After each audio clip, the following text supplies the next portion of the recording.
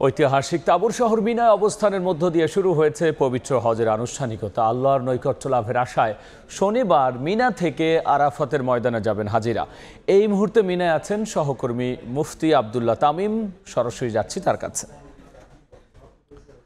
তামিম,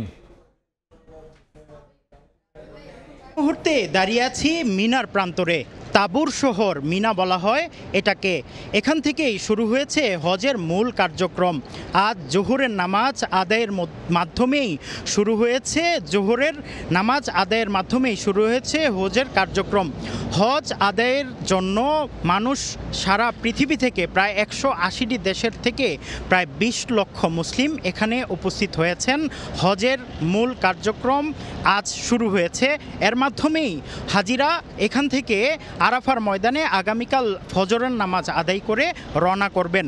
আরাফার ময়দানে অবস্থান করে সেখানে জোহর আসরের নামাজ আদায় করার পরে মুজদালিফার দিকে রওনা দিবেন।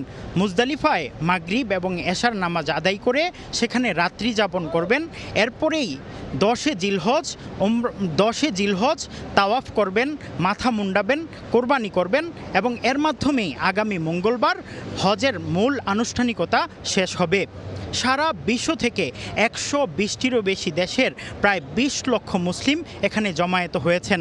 এই মিনার প্রান্তর ইসলামের ইতিহাস ঐতিহ্য জড়িয়ে আছে, যেখানে হজরত আদম আলাইহিসসালাম থেকে শুরু করে হজরত মুহাম্মদ মুস্তাফা সাল্লাল্লাহু আলাইহি ওয়াসাল্লাম পর্যন্ত প্রায় সকল নবীরা এখানে আল্লাহর কাছে দোয়া করেছেন এবং তাদের দোয়া কবুল হয়েছে।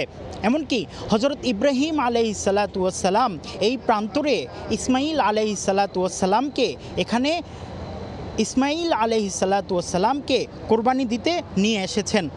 কোরবানি দেওয়ার জন্য নিয়ে আসার পরে এখানে শয়তান ইব্রাহিম আলাইহিসসালাতু ওয়াসসালামকে এখানে প্ররোচনা দিয়েছিলেন এবং এই জন্য শয়তানকে পাথর নিক্ষেপ করা হয়েছে। পাথর নিক্ষেপ করার পরে এখান থেকেই হজের বিধান শুরু হয়েছে। মিনা থেকে মুফতি আব্দুল্লাহ তামিম। এ ছিল আমার কাছে সর্বশেষ। ঐতিহাসিক তাবুর শহর মিনায় অবস্থানের মধ্য দিয়ে শুরু হয়েছে পবিত্র হজের আনুষ্ঠানিকতা। আর এ নিয়ে সবশেষ জানাচ্ছিলেন সহকর্মী মুফতি আব্দুল্লাহ তামিম। সরাসরি ছিলাম মিনায়।